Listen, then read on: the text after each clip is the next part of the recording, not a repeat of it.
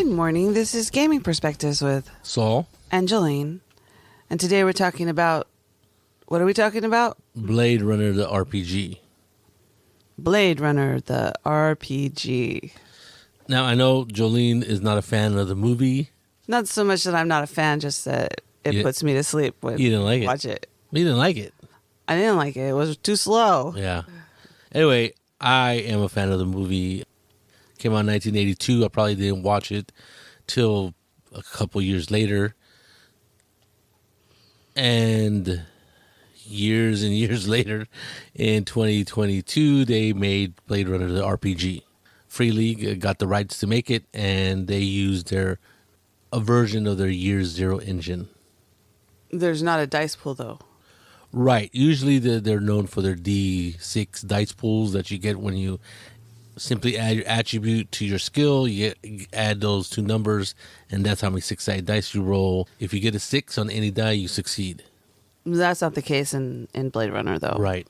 And instead, they used the one that they modified in Twilight 2000. Instead of all these D6s, they have die types for each attribute or skill. You get a die type between the D6 to a D12. So that includes a D8, D10, And D12, and a D6. Which is important because you got to get over 10 to succeed. You need a 6 to succeed. Oh, a 6. On any die roll. But if you get over 10, you get something special? You get 2 successes. So that's the dice mechanic. If you ever played any Free League game, it's going to look familiar to you. It is really easy to comprehend and easy to pick up. Usually people who have never played a game can know how to play within literally just a couple minutes of the description of how the dice mechanic works.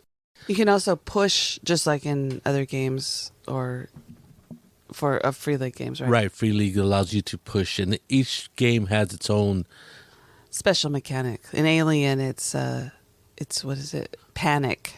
Well, no, that's the stress mechanic, right? But every time you push, every game, different game has a different side effect of pushing. That's the side effect of pushing in Alien, right? If you miss on the push dice, because you have different colored dice to push in Alien, then you go to your stress mechanic. If you get the you are correct, right? But every different game has a different consequence for pushing. Some of them, if you succeed, nothing happens. Other times, if even just trying to push causes you to have some sort of consequence. And in Aliens, it's you increase your stress for pushing. In this one, if you push and you come up and it comes up as a 1, then you either take bodily damage or stress that weakens your resolve, depending on whether you're attempting a physical or mental action. So you have 2 types of like hit points in Blade Runner. And one of them is mental stress, and the other one is physical stress. And what happens is you build up this stress, and it makes you worse at doing everything. For every point of stress you have, you lose a die type on whatever you're rolling. So you could lose like 2 or 3 die types. So let's say you have a D10 in your strength, then you would lose it would be a D10, D8, D6 instead of a D10 when you're rolling. So it makes it much harder to succeed is basically what happens. And there's 2 die types, right? Because there's one for your skill and there's one for your attribute. And usually your skill all skills are tied to a attribute, but just like on other Free League games, if you as a player argue that I shouldn't use my strength, I should use my resolve in this case to try to get over this fence to do something physical, you could argue for it, and it's up to the GM to allow it or not allow it. And I think that's pretty neat. I think that's what I like about Free League games is that it allows players to try to think outside the box and see if they can, I'm not going to say finagle, but, know that there's other ways to resolve a problem other than what is normally the way to resolve a problem. So I think it makes characters, and then it makes players a little bit more. What is it? It gives them more choices or chances to use different. That's true, choices and chances, but also that makes them more. I don't know, not savvy, but just I think it's that. I don't know. I can't think of the word, but anyway, so that's the dice mechanic. Is pretty easy. We just explained it to you, and I will say that when we did I'm not going to say playtest. We playtested Saul's game, sort of, not really. no, I ran you through Electric Dreams. I did do that. Yeah, we Help did it me on run the game. We did it on Roll20. Right. So the dice mechanic to me was a little harder to understand since it was on Roll20. I didn't have my dice in front of me. Right, because it does it automatically. Because I had to keep asking which dice am I rolling? I couldn't tell. And then I finally, after about 3 hours, I figured it out. But, well, because it doesn't really tell you when you're rolling the dice, right? You click on it and it rolls it for you. Rolls it for you. And then I'm like going, well, how am I getting that number? What am I rolling? And then Right. Felipe pointed it out to me on the sheet, which helped me. So Yeah, and then you're relying on an electronic sheet or yeah, on the screen sheet. So and I hadn't seen anything. I hadn't touched the book or anything like that, so I didn't know. you hadn't read the book. Right. I thought it was interesting. The other stress mechanic thing was that you had to rest. You had to pick a time to rest, and there were intervals of Right. because you're a police detective or a detective something. Yeah, you're a police detective. Yeah. And the longer you go, you have to rest or you're going to lose point. Oh, like you get stress. Yeah. Mental stress or physical stress. And that's what you decide to do. So there is this idea that you have to rest, have a downtime, they call it. And in the game, everything happens in 4-hour shifts. So kind of like working, you have I thought it was time. No. What? 6 hours. No. Every shift is 4 hours, and after 3 hours or after 3 hours you have to rest or you start to suffer consequences. 3 shifts, you mean? Sorry, 3 shifts, which would be like 12 hours, 3 times 12, yeah. Saul was lenient on it because he let us sleep in the car while we were waiting for one of us could sleep while the other two were doing something. Yeah, I think it's an interesting mechanic. It slows down the game, right? Because like it says in the rules, anytime they go somewhere, it's a shift. And I was like, well, it's not going to take 4 hours for them to go to this place. And the role play aspect of them talking to, let's say, the secretary of this company and them trying to get information, it's not going to take 4 hours. But it says every time they go to a location, it takes 4 hours. And I think that's the game mechanic to, if you are more than one player or 2 players, if you have a larger group, let's say 4 players, and that's about as large a group as you're going to want in this game, you have to split the party sometimes to get the job done. And that means like to get the job done faster and to do the case better, right? Because to work the case better, because sometimes there's going to be a moment when you want to go to this part of LA and at the same time there's another lead in the opposite direction, and so you split the party to be able to handle those at the same time. That way it was not going to take you as long time to get the case done, the job done. And I think this kind of helps people get the idea that it's okay to split the party, even though most games, well, we'll say D&D, there's that adage of don't split the party, right? Everybody pretty much knows that one. But in this game, it kind of tells you, go ahead and split the party. It's okay, because this is not a tactical combat game. This is an investigative game. And the more information you find out, the faster, the better it is for your investigative team. And just like in the movie, the clues are very obscure. I wouldn't say obscure, but I understand what Jolene is saying, because I ran them through Electric Sheep, which is a adventure in the starter box. And I kind of want to wait to talk about that later, but it's an adventure in the starter box. And I was running it to see how the game played before I ran a game at a local convention. This was back in February. So we played, it must have been right at the end of January. It was. And I think we played, once or twice? It took us 2 times. Yeah, two sessions. The first time I was really tired, so Yeah, I wasn't very helpful. We had to end early because she was passed out on the bed. And I used it to see how the game flowed, just to get it under my belt. I don't want to go to a convention and say, I've never ran this game. And Yeah, it's not a good idea. yeah, right. For me, that's not the kind of experience I want people to have, is everybody learning how the game system works. I will tell them, hey, I've just got this game. I've only ran it a few times or once. And there's going to be some times where I might have to like pause and look at my notes and stuff like that. But luckily, when I ran it at the convention, I ran my own game of an adventure of my own design or my own ideas, and it went rather well. And I thought it was, and I had a lot of fun. So I decided that before that, I wanted to run like a dry run of the rules, and I ran with Jolene, my brother Felipe, and my friend Mike. I think those 3 of you, right? Yeah. And Jolene didn't like the movie. She says I didn't watch the movie until after the first adventure that you were after the first gaming session. Oh, okay.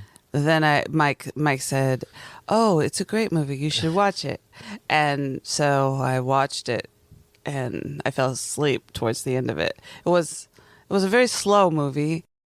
I liked the setting, but it was very slow. And that's another thing I think you should talk about is the setting, because it's not like they don't tell you in the movie anything about the setting. Do they say anything about the very beginning? They do the little thing about a couple paragraphs about what's happening, but for the most part, you learn everything in the movie of how everything works. It tells you that there was these things called replicants, right? Clones. That's what they call them. I don't even know if they're cloned, but they're replicants. These are man-made people. They are used for jobs that nobody wants to do or highly dangerous. They have a limited lifespan in order to be safe, because if they were lived longer, they would develop their own feelings and their own, personalities and goals. And sometimes that doesn't match up with the idea of them being basically in servitude, right? Do they know they're replicants? I think, yes, they do. Okay. I didn't totally catch that. Well, I did catch it in the movie, because who was the guy? Who was the Ridley Scott? Rutger Hauer? Rutger Hauer? He was a very mean replicant. Well, he didn't want to die. Well, yeah. So if you haven't seen the movie, I would suggest go watching the first movie. Okay, it came out in 1982. If I'm spoiling it for you, I'm sorry. No, but I was saying you should watch the movie and definitely get the idea of the feel for this game if you've never seen it. I'm sure there's some people who have never seen it. I mean, it came out in 1982. It's quite a long time ago. And if you were in your 20s or 30s, you may not have seen it. And I just because I thought it was boring doesn't mean you would. I'm just saying. Oh my God. So I have a friend, David, who absolutely loves this movie, and I apologize to Dave for Jolene's absurd comments, and this is part of the podcast.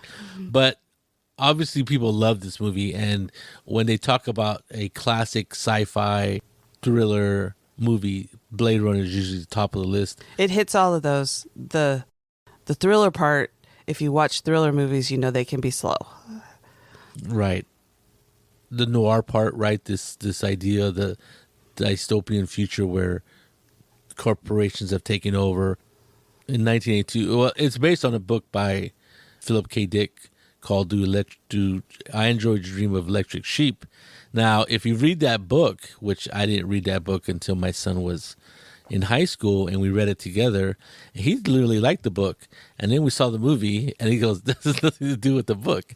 And it's very strange that Blade Runner is based on that book, because it has this idea. It has this central character who's a cop and does things that he does, kind of like in the movie, but really it's more of a, well, I guess you could think Blade Runner is the same thing, but it's about social commentary of things that happen in that time.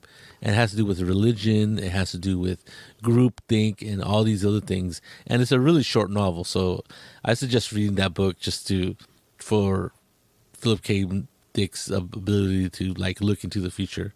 But anyway, so I had that question because I was at a convention not too long ago, and I was explaining to a person that I was running Blade Runner, and she asked, "Oh, is it based on Philip K. Dick's Android's Dream of Electric Sheep?" Because she goes, "I really liked the book.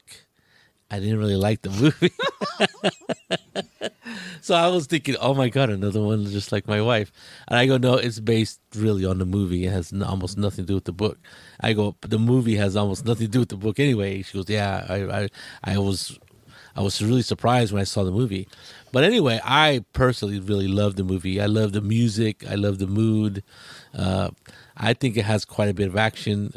I think it has a lot to do with how it's kind of like a police procedural in a certain sense, or how police work is done, or how it might be done in the future. And I thought it was really well done. And so when you think about Blade Runner the RPG, it really tries to emulate the mood and the feeling of the movie and not the book. So, well, and I'm all I said was the movie was boring, and to me, but that's because the action was sporadic, right? It wasn't there very often. A lot of it was just Harrison Ford thinking inside of his head. Well, it's not an action movie. I know. It's a thriller. It is a thriller movie. It is an investigative. And if you know me at all, you know I'm a kind of John Wick kind of girl versus a. Yeah, I think the action type of movie has spoiled a lot of people. Especially me. Anyway, so you have these set of rules. We explained the dice mechanic. So the book is I think it's very well laid out. It gives you a little bit about, just like the movie, it gives you a little about what's going on in the world. It talks about events that shape the world. So this setting of this book, of this RPG, is based in 2039. The first movie, Blade Runner, is set in 2020, and there's another movie called Blade Runner 2049 that's set in 2049. So it's set in between the two movies. Right. So it's set pretty close in the middle of these two movies. With that, it has a timeline. It tells you big events that happen up until 2039, and then it has a good explanation of the dice mechanic, of the rules, and then it goes into character creation. And character creation is pretty simple.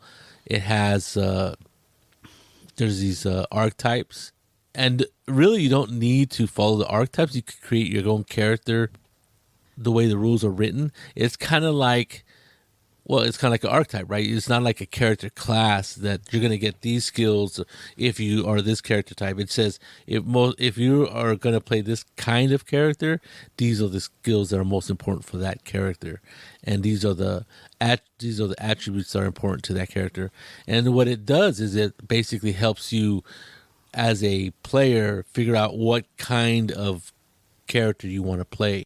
So much like Savage Worlds, you can make any kind of character you want, but they have archetypes that help you zone in on the type of character that you want to play. And almost any game that uses archetypes, I would say Shadowrun is exactly the same thing.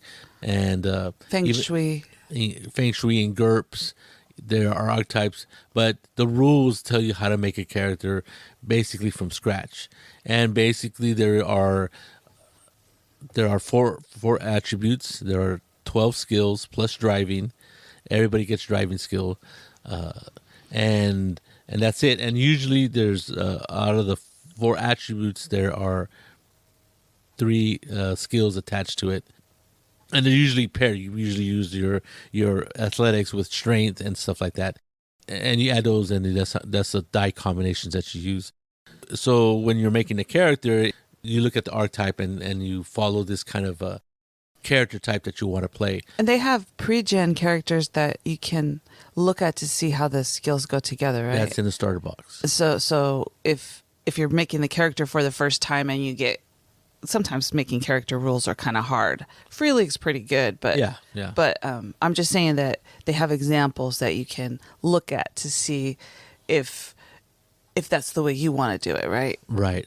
Now, I've said in the past that Free League Games, the Year Zero engine is the only game system that I would want to make characters at the table, like at a con. And this is not really that type of game. I wouldn't do that. Because it's a little bit more complicated. It'll take about an hour, right? Yeah, I would say it would take about an hour. Because you decide the age of your character, and the age of your character decides the older you are, the less physical traits you have, because time takes its toll, but you have more skills. And if you're younger, you have higher attributes, but you have less points to spend on skills. And if you're a replicant? If you're really well, then you have a certain amount of. Every replicant is only a year old, so you have high attributes, and you get a bonus attribute because they're stronger and smarter than most humans, average. But they don't have a lot of skills. I think the biggest part of this game, it's an investigative game. You're cops, right? But someone in the game we played anyway, there's at least one replicant, right, in your team. Oh yeah, you can play replicants is a thing. Yeah. I was a replicant, and I found that to be most interesting playing this game. The idea that these people are, and it is total social commentary, right? These people, you're supposed to be one of the team, but someone on your team inevitably doesn't like replicants, right? And it's not because you're a replicant, it's just because whatever. They're not going to tell you what it is, but basically it's a total social commentary on our society, right? So the whole time I'm sitting there going, hey, this guy's being a total jerk to me because he doesn't like me. Oh yeah. You're talking about society in general. Yeah. The players that not the NPCs treat you differently and stuff like that. You're talking about. Yeah, and I think you're right. I think it does talk about that kind of bigotry, and it does come out. Well, and they don't like replicants because replicants, they say they take their jobs, blah, blah, blah, and then they're unstable, which is totally true because these replicants could go crazy at any time. Not necessarily all of them, but there's the possibility.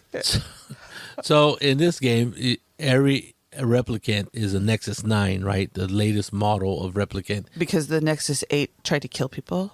I don't know. I don't think so, but ever since the Nexus 6, which is the one that was in the original Blade Runner movie that went wacko and killed people, they were banned from Earth, right? So, and that's what the movie is about, yes. Is the Blade Runner just going after replicants because I've been outlawed on Earth. And in this case, in this game, setting, that's at this setting at 2039, that's no longer the case. In fact, Nexus 9s are now used in the United States. They're now used on the world, and they're needed because of events that happened before that. There's this huge famine. There's this huge, famine by itself will knock out quite a bit of the population. So there's big events that happen in the setting that causes a loss of life, and there's jobs that are not filled. And then with the Nexus 9, they come in and they start doing jobs that need to be done, but there's nobody to do them or nobody wants to do them. And they're jobs that are like terrible, like in that time period, in that setting, doing dangerous jobs that nobody wants to do, doing jobs that are really mining, garbage sanitary work and stuff like that. And what happens is that there is a little bit of that. There is a little bit of bigotry toward them because they're taking our jobs, but there's so many of them, and they're needed by corporations to make money. There's that idea that they're needed, but at the same time, we don't like them around, kind of thing. And there's always been that idea behind that they were involved in this big, huge terrorist plot that succeeded in the setting. So everything is digital. I forget. I think it takes place a few years before, quite a few years before the setting of the book starts, and they cause a damage to all magnetic memory. So everybody's bank accounts are wiped out. Everybody's information is wiped out. Anything that's stored electronically is in one big, huge terrorist plot erased. It's like a huge EMP or something. Right, like exactly. So it causes the world to go into chaos, blah, blah, blah.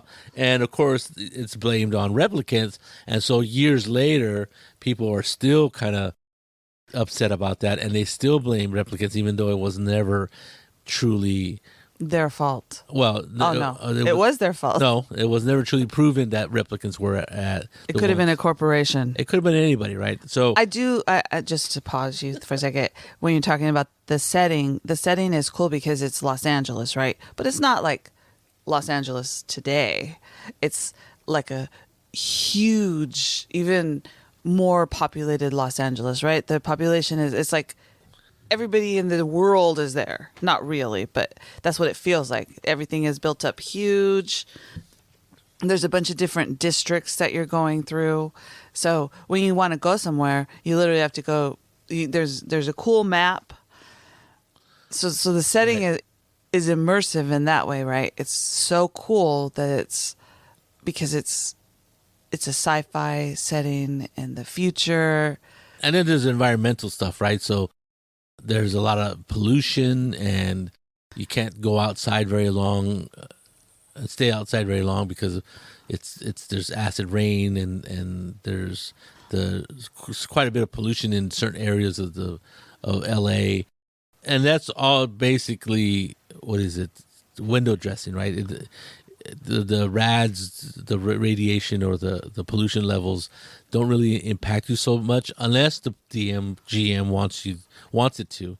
And so I never really used that in my game because it was mainly focused on the investigation part of it. I like the idea of the giant mega city kind of thing. Oh yeah, right? Arcologies, they call them, these huge buildings that are owned by corporations, and basically people live, they shop, they get their entertainment there, and then they live there all in one huge building, and they hardly leave those buildings unless just absolutely reason. The other thing I really liked about this was and this is from the movie, obviously, the cars are hover cars. Flying hover cars. Well, the cop and in cars 1982, when they made this movie, we all thought by 2020 there would be flying cars. Yeah, I'm so upset about that. I know it's a thing. I don't understand why we don't have flying cars. Yeah, it's a government conspiracy. So, but I think that's important when you're talking about, because it's an IP, right? This game is right, and the setting, and in the book, the role playing. Oh my God, my brain stopped for a second. The Bladerunner game. In the Bladerunner game book, the pictures are very cool, and the maps they give you and stuff are very, very cool. Right. Yeah, the map is really neat. I remember this last time I decided, well, let's keep talking about the book, how it's structured. So you get to character creation. Character creation can be really easy. If you've made characters for any other role-playing game, it's really easy. It's not like Pathfinder or D&D. It's much simpler. You just have points to spend on your attributes and your skills, and that's it. Now there's other things involved. There's Cheyenne points, humanity points, and promotion points. Now since I run this as a one-shots at a convention, I didn't really deal with that. Cheyenne is basically money, how much money you have to spend. Like if your character wants to buy something on the black market, how much money can he or she spend? And then there's humanity points. It has to do with how you get more skills. And then there's promotion points, has to do with your job. So I didn't really touch on any of those. I think that's mainly for a longer term campaign, if you want to run a campaign. But I have yet to run this as a campaign. Obviously, I've run it as. I think it would be hard to run as a campaign. I'm just saying, because by the end of the adventure, you're gonna want to free Retire. those. Yeah, you're gonna want to retire and let those replicants just go. I'm But, just saying. I mean, that's That's up to the you. biggest moral dilemma in the whole game, right? Why am I chasing this person, and what did they really do? Well, you're also, as a Blade Runner now, you're also there to ensure that replicants are not harassed and are safe. You have a dual. Which is really this game is like it's hard.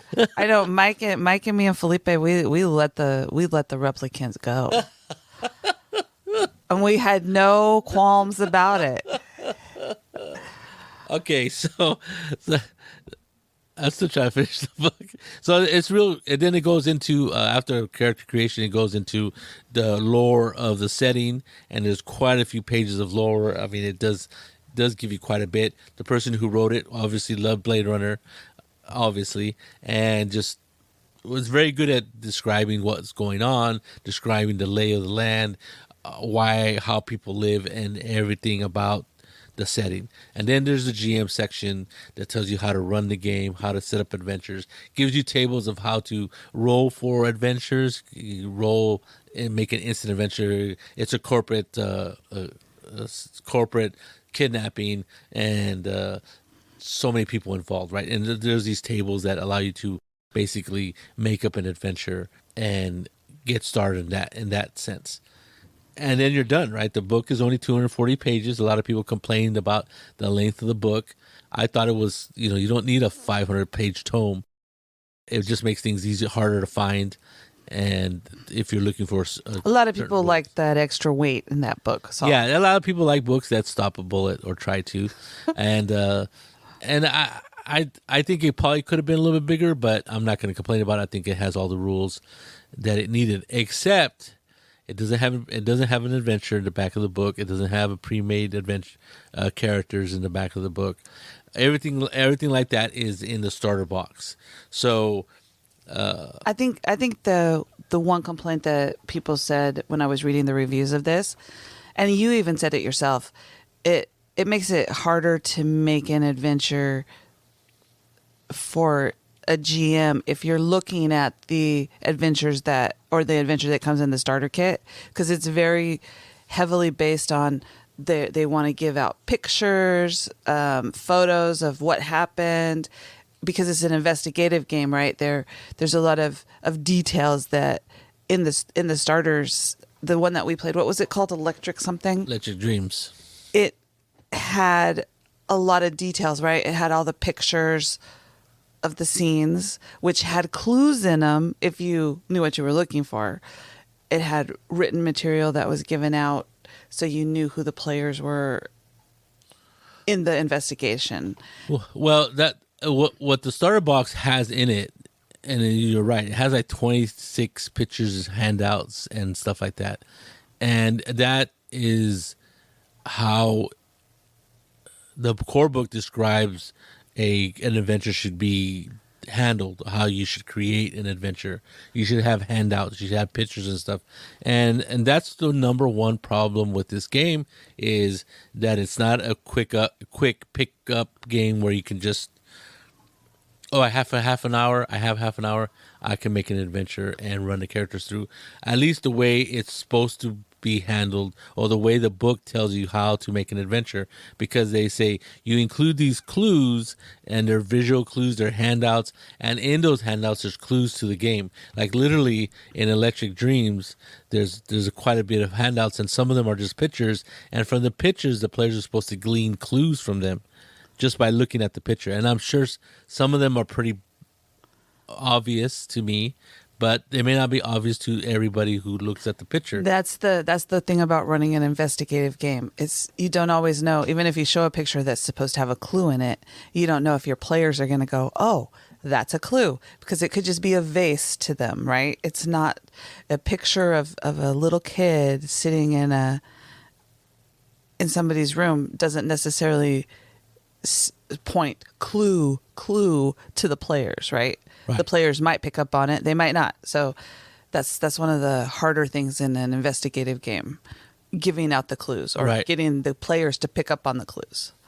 Exactly. So what happens is that It's a game. If you are to write an adventure the way the core book tells you to write it, you're gonna have. Can we pause?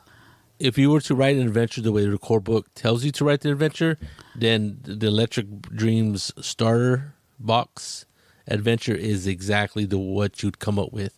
You would have a lot of handouts to hand out, clues along with those handouts, and just stuff like newspaper clippings, brochures, pages of out of a book, theoretically pages out of a book, and other things that you would hand out or show the players. So the idea that you could quickly come up with this adventure, even though there's tables of how to make an adventure, like the plots of the adventure or the main ideas behind the adventure, the idea that you could quickly make a game, or as a GM, set up a game within 30 minutes or even an hour is difficult to achieve. And I would just like to say that I watched Saul go look at this adventure that he was going to run for us, and he looked at it and he read it and he went through it. But whenever you're running a module, it's a lot harder because you didn't make the clues if it's an investigative game. So I would suggest, if you're going to run a module, and I know they're coming out with more adventures, right? Oh, they have to. I mean, the way this last adventure, the way the Starter Box adventure is, it's like prime for people to go buy another one. So if you're going to do that, you really have to go over it several times and then know what the clues are and where they are, because your players aren't necessarily, they haven't read it, right? Because it's a module, and they're not going to know which clues are important and which aren't, because they had a lot of things in there that were could be like red herrings or stuff. Oh, I agree, yes. Or take you in a different direction than you would really want to go. Definitely. So if you're not making the adventure yourself where you can emphasize, I don't know, as a GM, modules are always harder for me to run because I'm not thinking the way the person that wrote the adventure is thinking. I have the same problem. Yeah, that's a problem, I think, for every GM. I don't know, some GMs are really into running pre-written adventures or published adventures. I have a harder time because I don't want to get things wrong, so I always want to try to reference the module, and that's terrible, right? When you are running an adventure and everything's going good, but you forgot something, or you think you forgot something, which is even worse, because then you're looking for something that may or may not exist. But when you write an adventure like this last time, I rewrote all my notes, right? Because the notes that I had during the first time I ran it, were all over the place. I have a notebook, and I would have an idea of a character of an NPC. I'll write it down, and then pages later I'd have, maybe the character should do this instead of that. So I write down that, and what ended up was I have pages and pages of notes, and there's no rhyme or reason why they're in the order that they're written. They're just written in the order of my madness of coming up with them in the order that I came up with them. Or sometimes I would also review to look at it going, that doesn't seem like a good enough reason to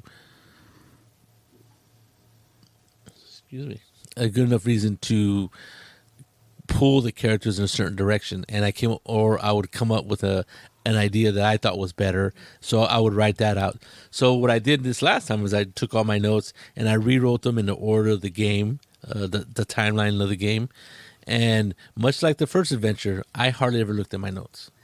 But by rewriting them in the order that you wanted to, it helped you to solidify the adventure in your brain before you went and sat down and played it with. And I still made up some stuff. Well, you always do that, because the players came up and asking questions, and I'm like, I never thought of that. Imagine that. And I'm like, oh yeah. And I think I sold it that's the way it was planned, because they really got into that idea, and they were, I wouldn't say it was a red herring, but they really took that and that idea that they came up with themselves, and I was just like, oh yeah, that's exactly what it means, and stuff like that, and it worked. I mean, it really brought up emotions for them that of dislike or hatred toward a certain NPC. So here's my question for you. In the 2 times that you ran this at the conventions, did they let the replicants go on the. Well, I don't want to answer that question because it's kind of. I still might run it again at another. No, I'm not telling you what the adventure is. I'm just asking you the moral dilemma of, and in my experience, the moral dilemma is why do you want to kill this replicant? Just let the replicant go on its way and. Well, in both cases, they let the replicant go on its way, so to speak. And at least in my adventure. So what I liked about about the Star Box set was all the pictures and all the handouts and all this stuff. They give you a set of dice, not a big deal. They got these cards that help you do initiative and stuff like that, and they have cards that help you handle car chases, foot chases, and things like that. And they have cards that have like mugshots of the different NPCs, which are very useful. Except they put the names on the characters underneath, and as I like to do, I like to change the names. But I absolutely did not like the adventure that was written. I didn't think it was. I didn't think there was enough moral dilemma, or the choice for the characters to make was gut wrenching enough for me. And it seemed like, it seemed to me like a foregone conclusion which way the most players would play or go, and I didn't like that. I wanted them to make more of a gut wrenching decision, and each time they chose very differently each time. The 2 times that I ran it, so I got to run it a third time to see which one is going to be more the way that most people go. But every time afterwards, there was somebody or a couple players that were like, "I don't know if we made the right decision." So how do you ever know if you make the right decision and when with moral dilemmas like that? Well, I mean, I thought after the first game it went the way I thought it would go, right? Mm-hmm. I really did. Mm-hmm. And then the second time I ran it at KublaCon, I was like, wow, I was like shocked. But they took a totally different tact on the idea of what it means to be a replicant, because like the person running the replicant was very like replicant rights and stuff like that. Yeah. And so I thought it was very interesting how that game played out, how that adventure worked out. So I used the adventure. I even used the pictures that were in the starter box. I even used the characters, right? The NPCs and stuff. But what I did change was the adventure itself. I had to change it because, like I said, I didn't like it. And I don't know. I haven't had people who played the game and played in Electric Sheep and then played in my game, if there's enough of a difference that it would be fun for people who have played that game and then play my game. But it seemed to me like people really enjoyed the game that I ran. Like I said, there was at the very end of especially this last game, like one guy was going, well, like he was really not happy with the decision that he had made as far as the character. He was like, I don't feel good about the decision, but I still think we did the right thing, which I think is good, right? When you have that kind of emotional quandary as far as like, well, I think we did the right thing, even though I don't really like what. That's the whole Blade Runner game, which I think that's what it is, right? Successful, yeah, exactly. So that's why, like I said, like the starter box, the adventure, I think it's pretty straightforward, and I think almost 100% of the time, well, not 100% of the time, but a high percentage of the time, characters or players are going to do what I think they're going to do in that game, like what you guys did. Yeah. Right? 100%. I mean, not 100%, but I would say 90%. Go that route. And I'm like, to me, it seemed like too much of a foregone conclusion, and so I had to change the game. And I think it's better. I hate to say it, you know. I don't know how I don't know how you change the game, but I do know that whenever you're going to play this game, that's probably what your players are going to be thinking about is the moral dilemma, right? Right. Maybe this replicant is going to go crazy and kill people, so maybe you need to eliminate them or retire them. But then again, as you're going through the game, maybe you discover that the replicant isn't going to go crazy and it just wants to go away. Right. And live out its life somewhere else. Well, yeah. And I think there's all kinds of things that that you're right that this game does touch upon bigotry, and they even have like the replicant underground, right? So you're right. I think it mirrors a lot of stuff that's going on in the real world, and I think it's one of those games that you have to have like safety tools on the table. There's gonna be very questionable things that characters can do if they play the game the way it's written, right? It is a brutal world that people do brutal things to each other, and the idea that you are basically out to kill things that may or may not be human, right? And may be malfunctioning. So what do you do in that case? I mean, It just solidifies my belief that we shouldn't create replicants or clones. There you go. there you go. There you go. So I really like the game. I really like the way it was presented. The art is, I think I like it. It is that watercolor art that a little bit brighter than it was in Alien, but I like it. I like the style. The only thing is that if you are going to make an adventure like core book says you should, it could be a little bit daunting. I would definitely, if you're going to run this game, go out and get the starter box set, and it has a lot of information in there. You could just get that starter box because it has rules for how to play the game, like a little 46 or 56 page booklet that has the rules and the adventure, and has pre-made characters, has everything you need. So if you want a cheaper way of looking at this game and thinking if you want to buy this game, I would get the starter box and get that. The book itself is like $59.99 plus tax US, and I think it's a really good game. I think if you like investigative games, if you love Blade Runner, this is a game for you. You should definitely try it out. And just as a disclaimer, even though I thought the movie was boring, I would suggest you watch it because you might not think it's boring. And by boring, I mean there wasn't a lot of action. It was a lot of thinking and stuff like that. So it's still a really cool setting. I'm just saying. There you go. It's boring but cool setting. The movie Blade Runner, according to Jolene. I mean, it was funny because a lot of people think of it as one of the best sci-fi movies out there. There you go. There it is. This is Gaming Perspectives with Saul and Jolene. And you have a good day.